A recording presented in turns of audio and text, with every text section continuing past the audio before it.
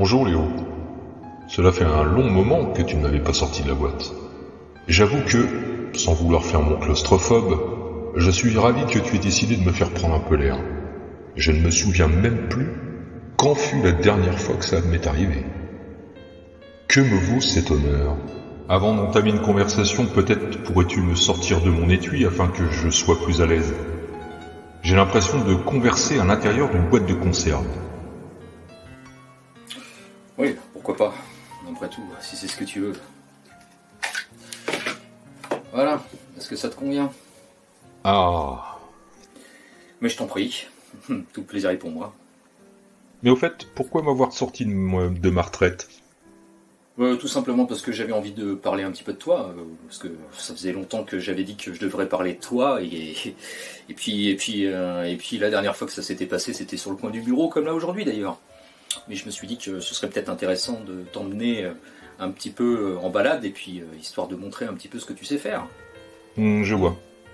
Tu as donc décidé de me faire reprendre du service, j'en suis ravi. Oui, alors, et t'emballe pas. Je te faire reprendre du service si on veut. Enfin, disons que voilà, c'est plus dans un contexte, si tu veux, de manière à montrer à tout le monde ce que tu sais faire et ce que tu ne sais pas faire d'ailleurs. Hein. Donc, te faire reprendre du service, c'est un bien grand mot. On va dire que voilà, c'est plus histoire de montrer qui tu es vraiment et ce à quoi tu étais destiné au départ. Et ce qui n'a pas été le cas d'ailleurs. Avec moi en ce qui me concerne d'ailleurs, et beaucoup d'autres gens, parce que en fait c'est très surfait de ce qu'on parle de toi, mais bon. Dans ce cas, peut-être pourrais-je expliquer à ceux qui nous regardent qui je suis vraiment? Bah écoute, vas-y, aucun problème, puisque tu as l'air d'être si bavard, je t'en prie, explique à tous ceux qui nous regardent qui tu es vraiment, d'ailleurs tes origines, pourquoi tu as été conçu, en quoi t'es fait aussi, parce que c'est intéressant, hein. Je suis né sur le territoire américain par la société Ontario Knife, fondée en 1889. Par la suite, la marque a changé de nom et est devenue Rat Cutlery, et qui est d'ailleurs devenu le fournisseur officiel de l'armée américaine depuis la Seconde Guerre mondiale. De conception de Jeff Randall, d'où le nom Randall Adventure Training donc, je fus à l'origine commandé pour l'armée américaine afin de remplir un cahier des charges très spécifique. Il fallait un couteau ultra robuste, permettant d'équiper le personnel à bord des hélicoptères de combat et assurant la possibilité de s'en extraire rapidement en cas de crash. Ma lame épaisse, assurant le découpage des tôles et permettant de faire levier pour ouvrir les portes, les dents ayant la capacité quant à elles de couper les sangles de sécurité à l'intérieur même de ces appareils. Il fallait également que je puisse assurer la survie du personnel en opération sur le terrain, et ce, dans toutes les conditions, grâce à ma condition et à mes mensurations. Pour en revenir à mes mensurations, justement, pays d'origine donc USA, conception Jeff Randall, dimension et composition de la lame d'une longueur de 13 cm pour un tranchant utile, donc 5 mm d'épaisseur en 1095 au carbone avec une dureté HRC de 57 et une hauteur de coupe de 4 cm. De forme drop-pointe avec un angle d'aiguisage de 20 degrés. Revêtement en PVD ultra résistant, poudré à chaud d'ailleurs. Le manche quant à lui est de 10 cm de long pour une longueur totale du couteau de 26 cm, de la pointe au talon brise-vérite, pour un poids total de 326 grammes sans l'étui. Je le reconnais, c'est loin d'être léger, mais mon poids se justifie par son efficacité. Voilà quelques renseignements sur mes mensurations et mes caractéristiques personnelles. Bah maintenant tout ça c'est très bien, mais comme on peut le voir, tu as plutôt pas trop mal vieilli. Après toutes ces années d'utilisation. En même temps, tu m'en as fait voir des vertes et des pas mûres, comme vous dites, vous les humains.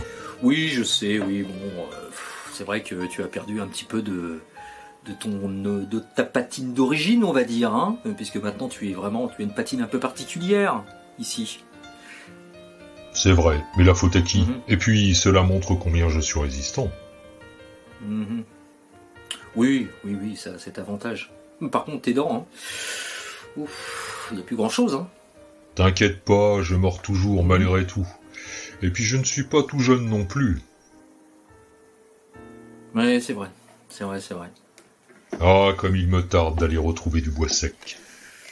Eh bien, nous se retrouvons en forêt, donc bienvenue sur la chaîne de Green Spider. J'espère que cette petite intro ne vous aura pas fait fuir.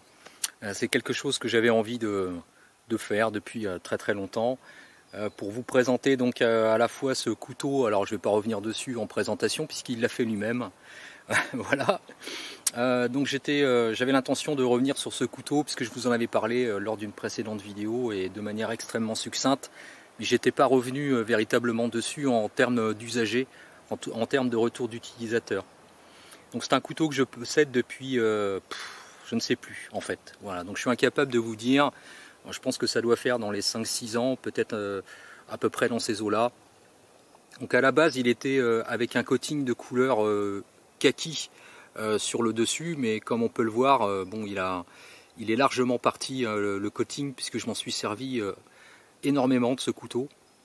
Donc à la place j'avais fait, alors c'est pour ça que vous retrouverez peut-être des reflets de couleur cuivrée, tout simplement parce que comme c'est du 1095 au carbone, j'avais eu l'idée de tenter l'expérience d'apposer dessus en fait une couche de cuivre par électrolyse. Alors pour ceux qui ne savent pas comment procéder, alors il faut démonter les plaquettes bien entendu, plonger le couteau dans un bain d'eau avec une forte concentration de sel et avec une batterie de 12 volts ou un transformateur 12 volts et puis des baguettes de cuivre. Il va falloir envoyer le courant à l'intérieur de l'eau et puis en tapotant avec l'autre électrolyse avec le cuivre par-dessus, ça va déposer en fait de manière chimique, ça va déposer donc du cuivre sur le couteau. Voilà, c'est ce qui explique en fait cette couleur un petit peu particulière. Alors, je ne vais pas revenir sur les mensurations puisque, voilà, comme je vous l'ai dit, il l'a dit lui-même. Donc c'est un couteau qui est quand même très très lourd. Hein. En termes d'usager, je m'en suis servi énormément, je le rappelle. J'ai fait du bâtonnage parce que bon, c'est un couteau qui s'y prête puisqu'il était donné comme étant quasiment indestructible, même si, attention, il y a eu quelques fails. Vous aurez l'occasion d'ailleurs, vous pourrez le constater par vous-même en allant fouiller un petit peu sur YouTube.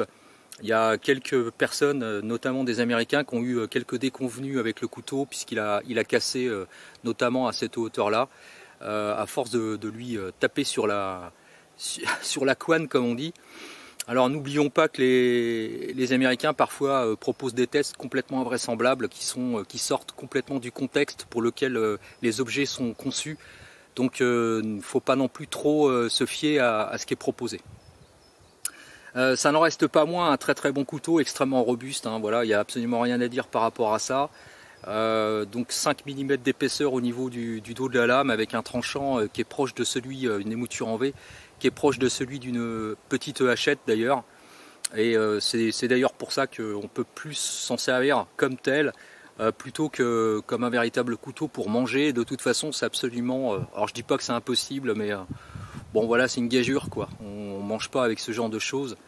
Alors ça peut tout faire effectivement, donc moi j'avais toxifié le manche puisque j'avais eu envie de le personnaliser un petit peu, donc je lui avais apposé ce système de toxification avec une lime normalement qui est prévue pour affûter les lames de scie, de tronçonneuse.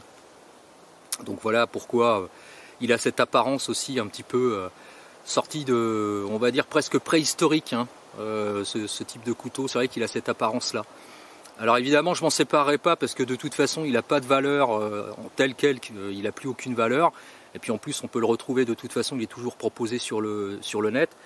Donc la version que j'avais eue était avec un étui en Kydex que j'avais personnalisé également, en sachant qu'à la base il était noir, il y avait un système Techlock mais que j'avais retiré parce que de toute façon c'était absolument impossible à porter, enfin pour moi en tout cas.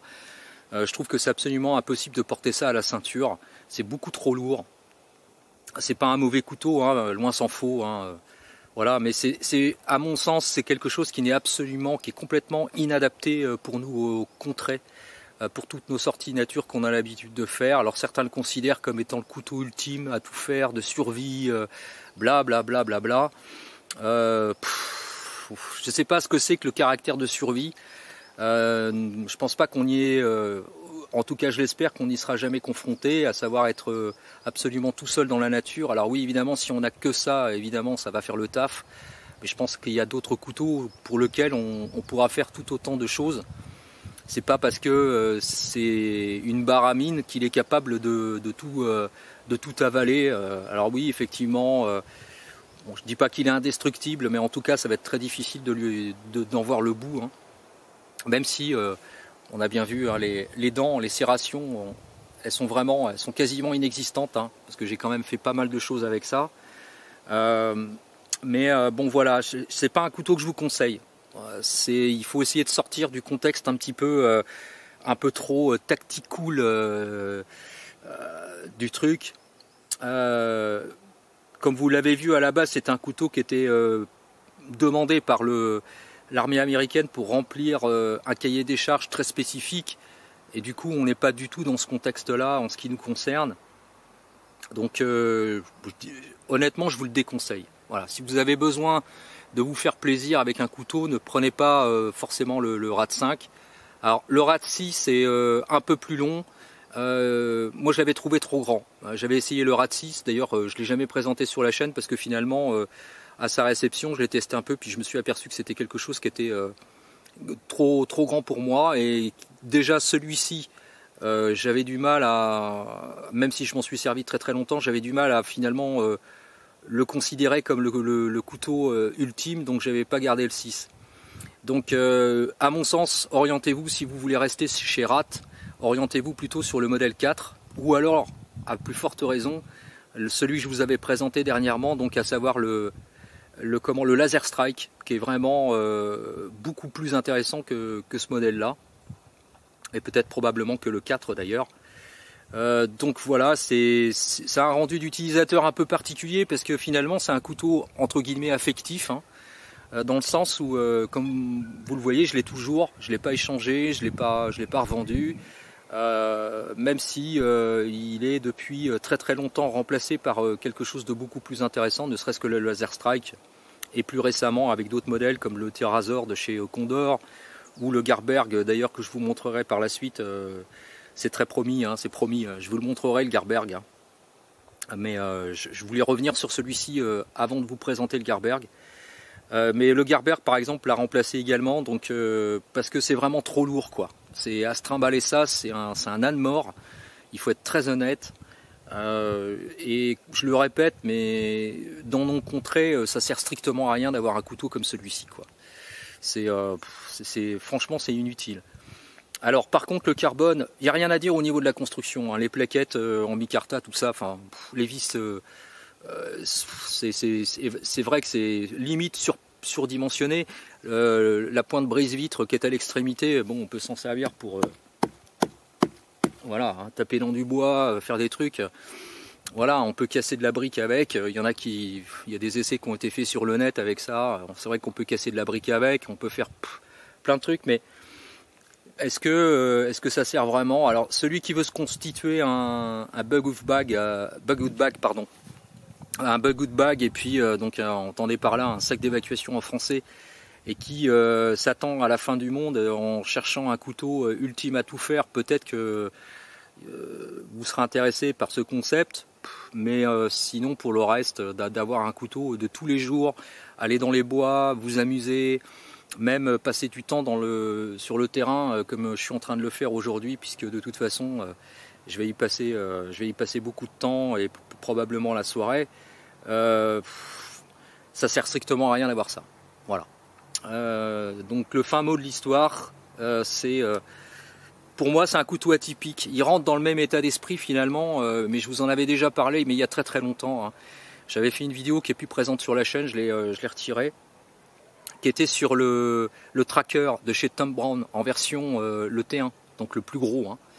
Et pour moi, le Easy RAD 5 rentre complètement dans cette catégorie, c'est-à-dire de couteaux complètement improbables. Voilà, c'est presque ça, c'est le couteau qui, je dis pas qu'il sert à rien, mais c'est le couteau qui n'a rien à faire dans notre univers à nous, en tant que Français, dans nos forêts, où qu'on puisse aller d'ailleurs. À mon sens, c'est un couteau qui n'a absolument pas sa place. Alors, ça peut paraître paradoxal puisque je l'avais pris, hein, mais à l'époque on change d'avis aussi avec le temps, on évolue. Et à l'époque quand j'ai pris ce couteau-là, bon ben voilà, c'est le côté aussi de se laisser emmener un peu trop par tout ce que les autres youtubeurs peuvent vous proposer, de vous inciter à acheter quelque chose qui au final ne va pas vous servir. Donc c'est l'aspect, on va dire, c'est vraiment le côté représentatif de ce qu'il ne faut pas faire. C'est-à-dire de vous laisser embarquer dans ce que peuvent vous vanter telle ou telle personne, peu importe, hein, tout youtubeur confondu, hein, y compris d'ailleurs notamment hein, outre-Atlantique. Ne vous laissez pas embarquer par ça, par le côté consommation en fait, pour au final avoir quelque chose qui ne va pas absolument pas vous correspondre. C'est d'ailleurs le cas hein, pour ce modèle-là, mais c'est valable pour plein d'autres matériels. Donc je pense qu'il faut vraiment regarder de manière pragmatique. Et comme tout, hein, comme tout type de matériel, je pense que la première chose, c'est de vous poser la question, c'est qu'est-ce que je vais en faire?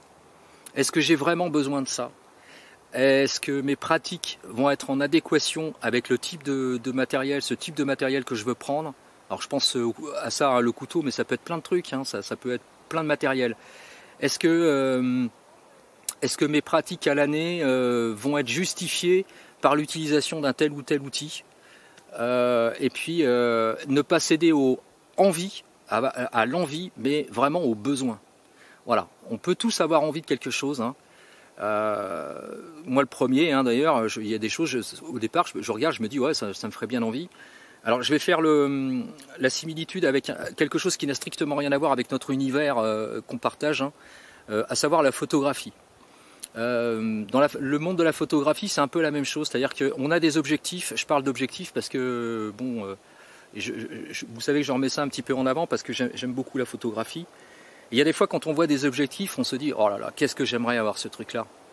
Parce qu'on voit des tests, parce qu'on voit le rendu de ce que ça représente, on se dit, waouh, les photos sont top, il y a un bokeh, il y a ce qu'on appelle le flou d'arrière-plan, la définition, le piqué, le contraste, etc., blablabla. Bla. Et on se dit, qu'est-ce que j'aimerais avoir cet objectif-là? Mais en fait, quand on a la possibilité d'avoir par exemple l'objectif en question et de le tester, et on se rend compte que on a bien fait de ne pas le prendre, parce que finalement, c'est quelque chose dont on ne se servirait quasiment jamais, parce que ça ne correspond pas à notre pratique. Et l'univers du couteau et ce modèle-là en particulier, c'est exactement ça. C'est-à-dire qu'on peut avoir envie, en voyant ce qui se passe sur telle ou telle vidéo, ce qui est présenté, et de se dire waouh, il est top, il est génial, il est fantastique, il est dément, il est voilà, on peut donner tous les superlatifs qu'on voudra, mais si vous n'avez pas testé avant, alors je sais que c'est compliqué parce que automatiquement on ne connaît pas tous des gens qui ont tel ou tel couteau, mais je pense qu'il faut vraiment réfléchir de manière pragmatique et se dire est-ce que je vais vraiment en avoir besoin? Et là, pour le coup, sincèrement, je pense que allez, pour 98% des gens qui me regardent, c'est le genre de choses dont vous n'aurez pas besoin. Voilà. C'est aussi simple que ça. Donc il faut vraiment réfléchir à ça. Alors je le répète et je le dis encore, ce couteau n'est pas mauvais. Loin s'en faut. C'est un excellent outil à mon sens, hein, vraiment. Bon, il en a vu des vertes et des pas mûres, il a tout encaissé, il n'a jamais bronché, le fil se récupère très très bien. Ça s'affûte sans problème, y compris sur le terrain avec pas grand chose.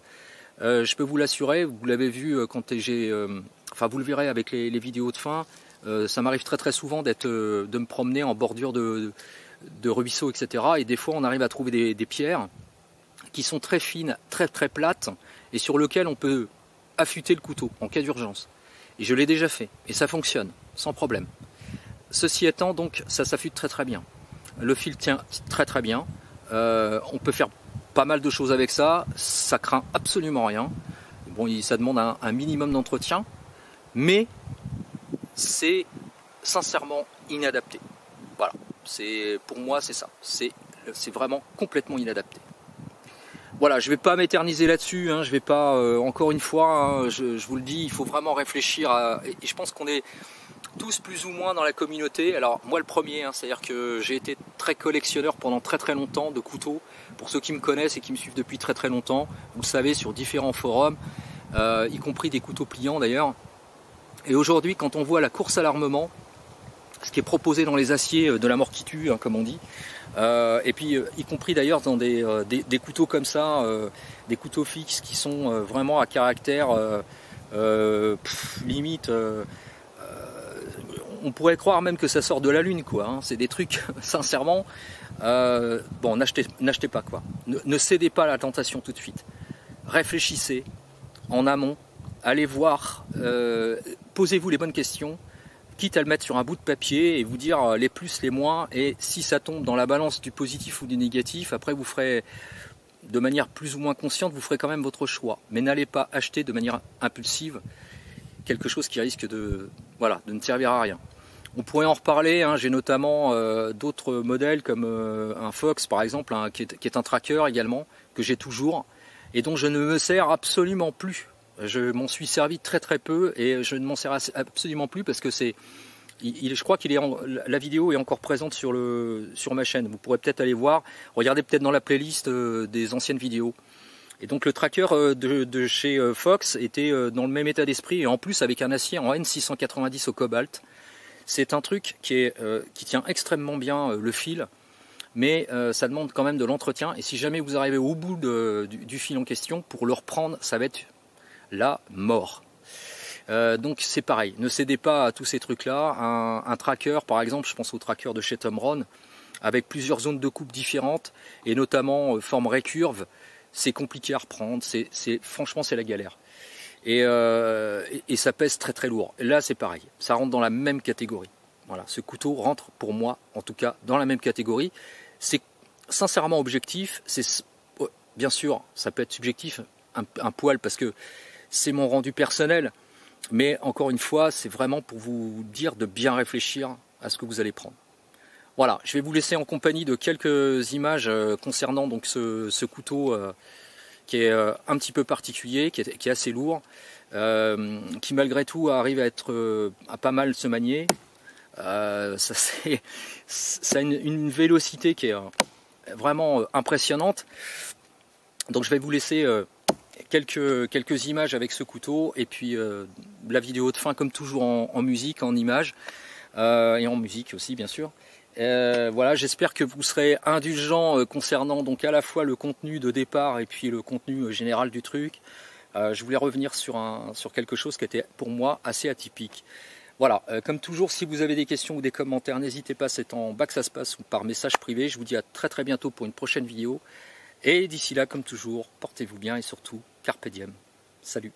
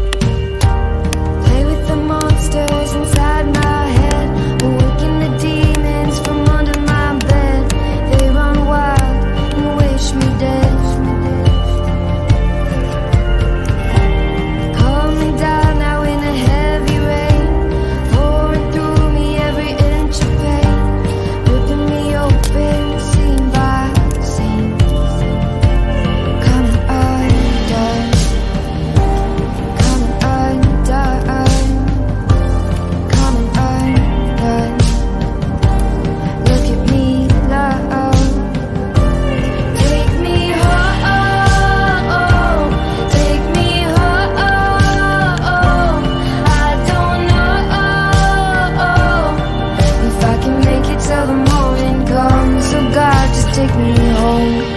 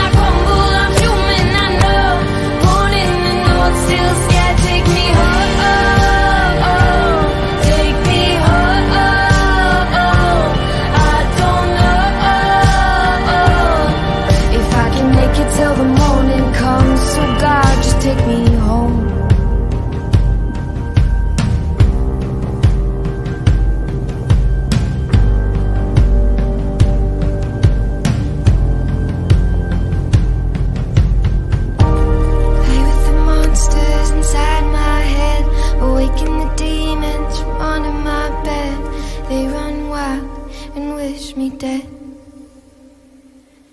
Take me home,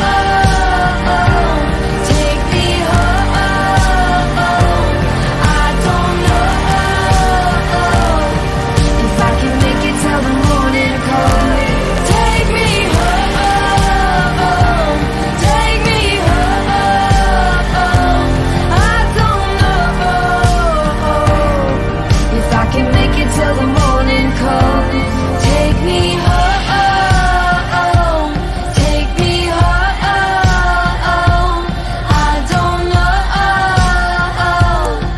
If I can make it till the morning comes.